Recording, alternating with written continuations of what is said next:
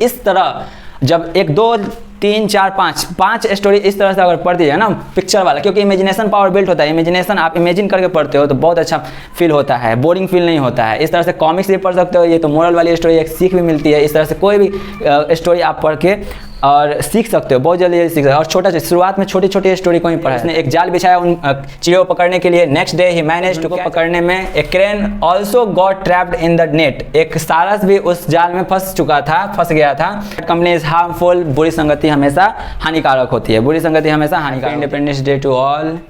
आज 2 साल बाद, 2 या 2.5 साल बाद हम फिर से नया यूट्यूब वीडियो बना रहे हैं और लगभग 2-2.5 साल हो ही गया है।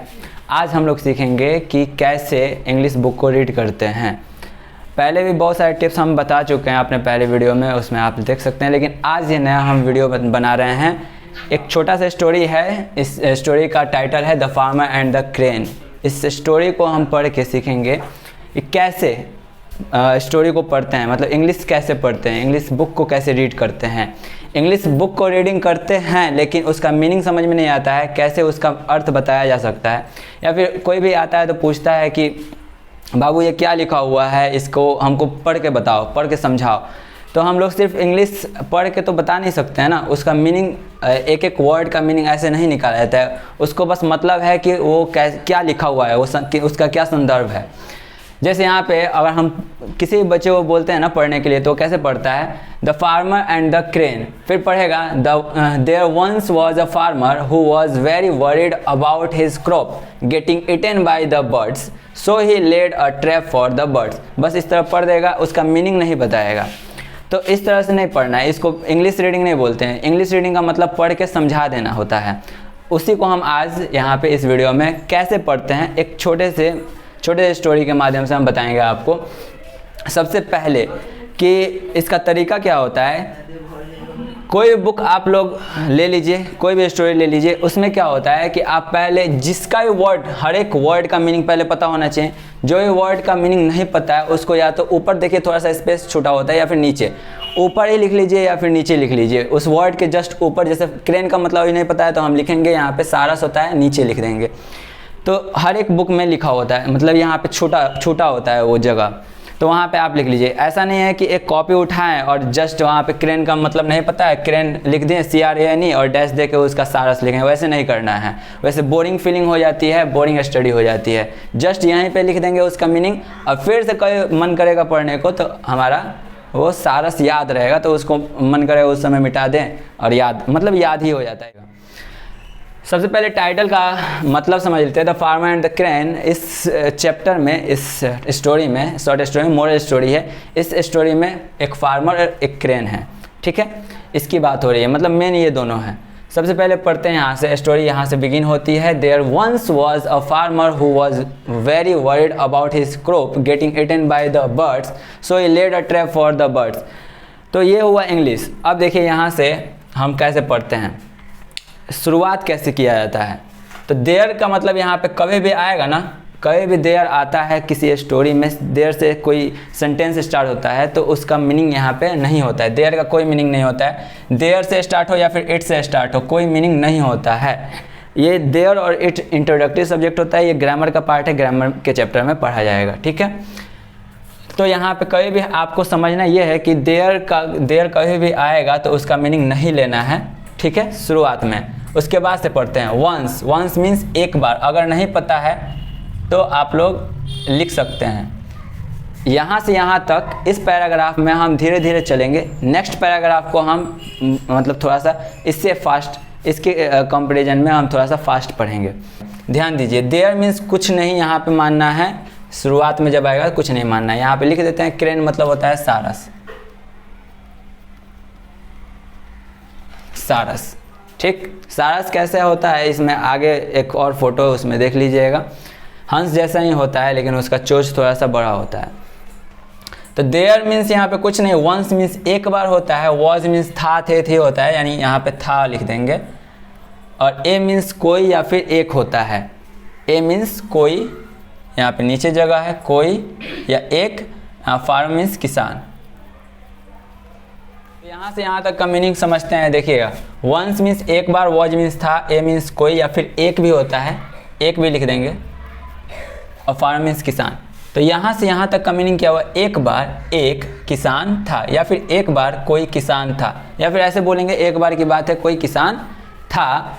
हु मीन्स यहाँ पे जो का सेंस आएगा। हु मीन्स कौन नहीं होगा, क्योंकि यहाँ पे क्वेश्चन नहीं पूछा जा रहा है। जब भी हु बीच में आएगा, जब सेंटेंस के बीच में मतलब कहानी के बीच में आएगा, तो हु मीन्स जो का सेंस आता है। हु यहाँ पे होता तब होता कौन, ठीक। तो यहाँ पे हु जब भी आएगा आप सेंटेंस में आप लोगों को बहुत बार मिलेगा। अब जो का सेंस देना है। जो था, वॉज मीन्स था, वेरी मीन्स बहुत, लिखना नहीं है पूरा। हमको ऐसा लग रहा है कि आप लोगों को नहीं आ रहा है कोई भी वर्ड का मीनिंग, इसलिए लिख रहे हैं। आपको जो नहीं आ रहा होगा वही लिखिएगा, बस यहाँ से यहाँ तक ही करेंगे, इसके बाद वाले स्लाइड में नहीं करेंगे। तो हु मीन्स जो, वॉज मीन्स था, वेरी मीन्स बहुत, वॉरिड मतलब चिंतित या फिर परेशान होता है, परेशान। About his crop, about means होता है को लेकर या फिर के बारे में, को लेकर। किसको लेकर वो चिंतित था, तो हिज क्रॉप्स, हिज मीन्स अपने, क्रॉप मतलब यहाँ पे क्रॉप है, क्रॉप मीन्स होता है फसल,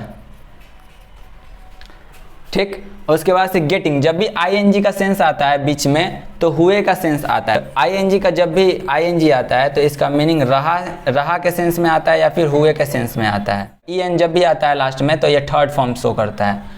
तो ये ग्रामर का पार्ट है, बाद में देखा जाएगा। तो गेटिंग इटन का मतलब क्या हो जाता है, खाते मतलब खाया जा रहा था, खाया जा रहा था। बाय मीन्स होता है से या फिर के द्वारा, के द्वारा, किसके द्वारा, तो the birds, the birds means पक्षियों। अब यहाँ पे फुल स्टॉप है, रुक जाएंगे, अब ध्यान से पढ़ेंगे इसको। क्या है यहाँ पे, देयर का कोई मीनिंग नहीं रखेंगे। वंस वॉज अ फार्मर, एक बार एक किसान था। हु जो, वॉज वेरी वरीड, जो था बहुत परेशान, इसका मतलब क्या हुआ, जो बहुत परेशान था। अबाउट हिज क्रॉप, अपने फसल को लेकर। Getting eaten bye the birds, इसका मतलब क्या हुआ कि चिड़ियों के द्वारा या फिर पक्षियों के द्वारा जो खाए जा रहे थे, मतलब वो फसल क्या हो रहा था, खाया जा रहा था, किसके द्वारा, चिड़ियों के द्वारा, इसलिए वो परेशान था। अब फुल स्टॉप के बाद यहाँ पे सो है, सो मीन्स होता है इसलिए। ही मीन्स वह। लेड, लेड जो है जब भी डी दिखता है ना तो वो वर्ब का सेकंड फॉर्म या फिर थर्ड फॉर्म होता है। तो लेड के पहले तो कोई वर्ब दिख नहीं रहा है, इसीलिए ये सेकंड फॉर्म होता है, ठीक है। जब लेड के पहले यानी इसको पहचाना होगा कि डी है तो सेकंड फॉर्म है या फिर थर्ड फॉर्म है। तो अगर इसके पहले यानी जो वर्ब को हमको पहचानना है कि सेकंड है कि थर्ड है, उसके पहले अगर कोई वर्ब होगा तो ये थर्ड फॉर्म हो जाएगा। अगर नहीं है कोई वर्ब तो सेकंड फॉर्म हो जाएगा। इसके पहले कोई वर्ब नहीं दिख रहा है, ही कोई वर्ब नहीं है, सब्जेक्ट है, तो ये सेकंड फॉर्म हो जाएगा, थर्ड फॉर्म नहीं होगा। और कोई वर्ब होता है इसके पहले तो ये थर्ड फॉर्म हो जाता है। जैसे ही अगर हैज लेड होता है, यहाँ पे हैज आ जाता तो यही थर्ड फॉर्म बन जाता है। ये ग्रामर का पार्ट है, ग्रामर में सीखा जाएगा। तो यहाँ पे लेड जो बना है ये सेकंड फॉर्म है। लेड जो बना है लाई से बना है। लाई मीन्स होता है फेंकना या फिर लिटाना, लिटाना या फिर बिछाना, बिछाना भी होता है। तो यहाँ पे बिछाना के सेंस में है, तो बिछाना है यानी यहाँ पे सेकेंड फॉर्म है, इसका मतलब पास्ट में हम लोग बोलेंगे क्या है, इसलिए उसने, यहाँ पे वह है, वह को हम लोग उसने भी कर सकते हैं। उसने सेंस के लिए बिछाया, लेड मीन्स बिछाया, ए मीन्स एक, ट्रैप मतलब जाल, फॉर मीन्स के लिए, ये सब आना चाहिए तब होगा। फॉर मीन्स के लिए, द बर्ड्स किसके लिए, पक्षियों के लिए। अब यहाँ हम एक स्लाइड जो है हम पूरा लिख के आपको बताएं, इसके बाद हम नहीं बताएंगे। इसके बाद हम सिर्फ वर्ड मीनिंग बोलेंगे, आप लोग जहाँ फंसेगा वहाँ पे लिख लीजिएगा। अब यहाँ से यहाँ तक एक बार जस्ट फिर से रिपीट करते हैं। वंस देयर हटा दीजिए, there once was a farmer, एक बार एक किसान था। हु वॉज वेरी वरीड, जो बहुत परेशान था। अबाउट हिज क्रॉप, अपने फसल को लेकर। गेटिंग इटन, खाए जा रहे थे, मतलब इस फसल को खाया जा रहा था। बाय द बर्ड्स, चिड़ियों के द्वारा, पक्षियों के द्वारा उसके फसल को खाया जा रहा था। सो इसलिए, ही वह होता है, उसने भी होता है, इसलिए उसने लेड बिछाया, ए मीन्स एक, ट्रैप मीन्स जाल, इसलिए उसने एक जाल बिछाया फॉर द बर्ड्स, उन चिड़ियों के लिए। ठीक है, यहाँ से यहाँ तक समझ में आ गया। एक बार फिर से रिपीट करके आप लोग पढ़ लीजिएगा। अब हम ऊपर चलते हैं, नेक्स्ट स्लाइड चलते हैं।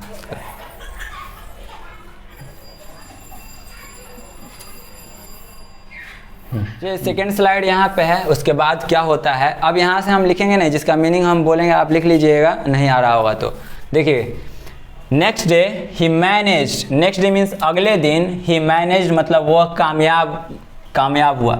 मैनेज मतलब प्रबंध करना भी होता है, यहाँ पे कामयाब हो जाएगा, कामयाब हो गया, ईडी लग गया है, पास्ट में चला जाएगा। तो नेक्स्ट डे अगले दिन वह कामयाब हो गया, ही मैनेज्ड वह कामयाब हो गया, टू कैच मीन्स होता है पकड़ना, क्या होने में, क्या करने में कामयाब हो गया, पकड़ने में कामयाब हो गया। किसको ए फ्लॉक मतलब होता है झुंड, किसके झुंड को, तो ऑफ द बर्ड्स, ऑफ मतलब होता है का के, या फिर किसके, काके की, किसके झुंड को पकड़ने में कामयाब हो गया, द बर्ड्स, उन पक्षियों के, उन चिड़ियों के झुंड को पकड़ने में कैच मीन्स पकड़ने में वो कामयाब हो गया, नेक्स्ट डे मीन्स अगले दिन। क्रेन ऑल्सो गॉट ट्रैप्ड, एक क्रेन जो है मतलब यहाँ पे एक क्रेन मीन्स सारस, पहले लिखा चुके हैं। एक सारस ऑल्सो मीन्स भी, एक सारस भी गॉट ट्रैप्ड मीन्स फंस गया, गॉट ट्रैप्ड मीन्स याद रखिएगा फंस गया था। एक सारस भी क्या हो गया था, फंस गया था, इन द नेट मीन्स पहले से पता है जाल, गुड इंग्लिश में देता है। तो एक सारस भी जो है ना उन पक्षियों के साथ, उन पक्षियों की संगति में फंस गया था उस जाल में। ठीक है, the crane pleaded with the farmer, वह सारस, द मीन्स आपको नहीं पता होगा कि क्या होता है, द मीन्स वह का सेंस आता है कहानी जब पढ़ाता है तो द मीन्स वह सारस, प्लीडेड मीन्स होता है आग्रह करना, हाथ जोड़ के विनती करना। ठीक है, तो यहाँ पे आग्रह करना यानी रिक्वेस्ट का ये साइनो है, सिनोनिम बोलते हैं, पर्यायवाची। तो आग्रह किया, किसने आग्रह किया, उस सारस ने आग्रह किया, विद मीन्स से, किससे, द फार्मर, उस किसान से, उस द मीन्स उस हो जाएगा यहाँ पे, वह उस किसान से। वह सारस जो था फंस चुका था, तब जब वो किसान आया ना तो वो सारस जो था वो किसान से आग्रह किया, for his freedom, for means के लिए, किसके लिए, अपने, हिज मीन्स अपने, फ्रीडम मतलब आज़ादी के लिए, आज़ादी के लिए। आज 15 अगस्त हम लोगों के लिए आज़ादी का दिन है, उसके लिए आज़ादी का दिन नहीं होगा क्योंकि ये नहीं छोड़ रहा है। आगे ये नेक्स्ट पैराग्राफ पढ़ेंगे तो नहीं छोड़ेगा। तो यहाँ से मीनिंग क्या हुआ कि नेक्स्ट डे ही मैनेज टू कैच, अगले दिन वह कामयाब हो गया, टू कैच मीन्स पकड़ने में, ए फ्लॉक मीन्स झुंड को, किसके झुंड को, ऑफ द बर्ड्स मीन्स चिड़ियों के, पक्षियों के झुंड को। ठीक है, ए क्रेन ऑल्सो, एक सारस भी, गॉट ट्रैप्ड फंस गया, इन द नेट जाल में, इन मीन्स होता है में, मतलब किसके जाल में फंस गया, किसान के जाल में। द क्रेन प्लीडेड, जब फंस गया तो अब क्या करेगा, विनती करेगा। द क्रेन, वह जो सारस था, प्लीडेड आग्रह किया, हाथ जोड़ के, ठीक, उसका हाथ नहीं होता पैर होता है, आग्रह किया, किससे किया, किसान से किया। ठीक है, फॉर किसके लिए मतलब किस लिए वो आग्रह किया, फॉर हिज फ्रीडम, अपनी आज़ादी के लिए, अपनी आज़ादी के लिए या फिर अपने आज़ादी के लिए। ठीक है, अब लास्ट पैराग्राफ देख लिया जाता है, यहाँ से ऊपर किया जाए, रहने दो। नेक्स्ट पैराग्राफ यहाँ पे क्या है, यहाँ से पढ़ लेते हैं। द फार्मर रिटॉर्टेड, वह, द का सेंस वह आता है ना, अब धीरे धीरे रिपीट करेंगे तो दिमाग में घुसते जाएगा। द फार्मर, वह किसान, रिटॉर्टेड मतलब होता है गुस्से से बोलना, गुस्से में जवाब देना, गुस्से में होकर जवाब देना।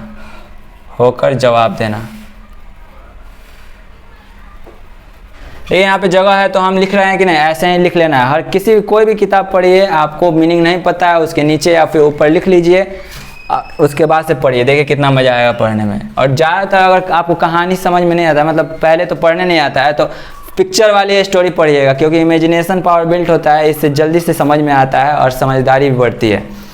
द फार्मर रिटॉर्टेड, वह किसान गुस्से में होकर बोला, एडी लग गया तो पास्ट में होकर बोलेंगे कि वह किसान जो है गुस्से में होकर जवाब दिया। क्या जवाब दिया? You have been found in the company of these birds. You have found, you have been found, you मतलब तुम जो हो पाए गए हो। अगर यहाँ पे बीन हटा दिया जाता, वॉइस में है ये, बीन हटा दिया, इसका मतलब यू हैव फाउंड मतलब तुमने पाया है। अगर बीन हम लगा देंगे तो यानी तुमको पाया गया है। ध्यान समझिएगा थोड़े से डिफरेंस को। अगर बीन हटा दे, ये बीन हटा दे, यू हैव फाउंड हो जाएगा, इसका मतलब हो जाएगा तुमने पाया है किसी चीज़ को। अगर हम बीन लगा देंगे, यू हैव बीन फाउंड, इसका मतलब तुमको पाया गया है। पहले क्या था? तुमने पाया है, अब बीन लग गया तो तुमको पाया गया है, यानी तुमको पाया गया है। हैव बीन फाउंड, फाउंड मतलब पाया गया है, पाया गया है। इन द कंपनी, इन मतलब होता है में, किस में, कंपनी मतलब होता है संगति, किसकी संगति में पाया गया है, किसकी संगति में पाया गया? ऑफ दिस बर्ड्स, इन पक्षियों के, इन पक्षियों के, इन पक्षियों के संगति में पाया गया है। हु मतलब जो मतलब कौन जो, ये पक्षी। हु जिसके पहले आता है, मतलब सॉरी, हु जिसके बाद आता है, बर्ड्स के बाद हुआ है, तो इसी के बारे में बताएगा। हु मीन्स यहाँ पे जो हो गया, were eating my seeds, were eating ING जब भी आता है तो वहाँ पे पहले बताए थे रहा का सेंस आता है, रहा का सेंस आता है। जो खा रहे थे, इट मतलब होता है ना खाना, खा रहे थे, वर मीन्स थे, ठीक है, खा रहे थे। माई सीड्स मीन्स बीज, तो मेरे बीजों को वो खा रहे थे। मतलब जो बीज बोया गया था ना किसान के द्वारा, उन बीजों को ये पक्षी खा रहे थे। और उसमें भी उनकी संगति में कौन आ गया? उनकी संगति में आ गया सारस। देखिए यहाँ पे सारस का फोटो देखिए, यहाँ पे ये सारस है। सारस भी यहाँ पे क्या हो चुका है? पकड़ा गया है। इसलिए उसने हाथ जोड़ के, पैर जोड़ के क्या किया? निवेदन किया, लेकिन ये माना नहीं। यहाँ पे गुस्से में होकर जवाब दे रहा है कि you have been found in the company of this birds, तुम भी इन पक्षियों के संगति में पाए गए हो। Who were eating my seeds, जो मेरे बीजों को, बोए गए बीजों को खा रहे थे। So I will not spare you, इसलिए मैं तुम्हें नहीं छोड़ूंगा। स्पेयर मीन्स हो जाएगा छोड़ना या फिर आज़ाद करना, इसलिए मैं तुमको नहीं छोड़ूंगा। इसलिए सो मीन्स इसलिए, मैं विल नॉट स्पेयर, नहीं छोड़ूंगा। विल मीन्स फ्यूचर का बात होता है, विल नॉट स्पेयर, मैं तुमको नहीं छोड़ूंगा। यू यहाँ पे तुम का सेंस आ जाएगा। तो एक बार में देखिए यहाँ पे आप लोगों ने ये the farmer and the crane chapter पढ़ा, यहाँ से यहाँ तक हमने पढ़ा दिए। एक स्टोरी थी, मोरल ऑफ द स्टोरी आपको दिख रही होगी कि bad company is harmful, bad company is harmful. जब ये चिड़िया इसके खेतों के बीजों को खा रहे थे तो उसको जाना ही नहीं चाहिए था, इसलिए ये बैड कंपनी में पड़ गया था, इसके लिए हार्मफुल हो गया। अब ये भी क्या हो जाएगा? मार दिया जाएगा, ठीक है। तो बैड कंपनी इज़ हार्मफुल, आप लोग बुरी संगति में, गलत संगति में कभी नहीं रहिएगा। एक बार देखिए यहाँ से हम फास्ट रिपीट करते हैं कैसे। The farmer and the crane, किसान और सारस की बात हो रही है। There once was a farmer, एक बार की बात है, एक किसान था। Who was very worried about his crop, जो बहुत चिंतित था अपने फसल को लेकर। Getting eaten by the birds, चिड़िया क्या कर रही थी? उसके फसल को खा ले रही थी। So he laid a trap for the birds, इसलिए उसने एक जाल बिछाया उन चिड़ियों को पकड़ने के लिए। नेक्स्ट डे ही manage to catch a flock of the birds, यहाँ फुल स्टॉप है। अगले दिन क्या हुआ? वो कामयाब हो गया फ्लॉक ऑफ द बर्ड्स को पकड़ने में, यानी चिड़ियों को, झुंड को पकड़ने में। A crane also got trapped in the net, एक सारस भी उस जाल में फंस गया था।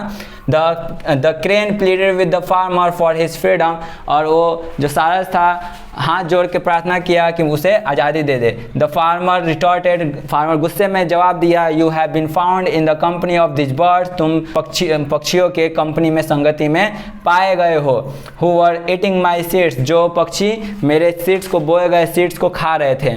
उनकी संगति में तुम पाए गए हो। सो आई विल नॉट स्पेयर, इसलिए मैं तुम्हें नहीं छोड़ूंगा। मोरल ऑफ द स्टोरी क्या है? बैड कंपनी इज हार्मफुल, बुरी संगति हमेशा हानिकारक होती है, बुरी संगति हमेशा हानिकारक होती है। इस तरह जब 1 2 3 4 5 स्टोरी इस तरह से अगर पढ़ दी है ना पिक्चर वाला, क्योंकि इमेजिनेशन पावर बिल्ट होता है, इमेजिनेशन आप इमेजिन करके पढ़ते हो तो बहुत अच्छा फील होता है, बोरिंग फील नहीं होता है। इस तरह से कॉमिक्स भी पढ़ सकते हो, ये तो मोरल वाली स्टोरी, एक सीख भी मिलती है। इस तरह से कोई भी स्टोरी आप पढ़ के और सीख सकते हो, बहुत जल्दी सीख सकते हो। और छोटा शुरुआत में छोटी छोटी स्टोरी को ही पढ़ाया जाता है, बच्चों की किताबें लेकर उसको पढ़ते हैं। अगर कोई मतलब ऐसे ही रखा हुआ है किताब जो बच्चा पढ़ लिया और अगले क्लास में चला गया तो वो किताबें रह जाती हैं। उन कहानियों को कलेक्ट कीजिए और उसको पढ़ना चालू कीजिए, इंग्लिश तुरंत पढ़ने आएगा। नेक्स्ट स्टोरी इसी तरह का हम लेंगे फिर से अगले दिन। आज आज़ादी का दिन था, आज हम लोग फिर से यूट्यूब पर आ चुके हैं, अब हम रेगुलर रहेंगे। ठीक है, जय हिंद, जय भारत, वंदे मातरम।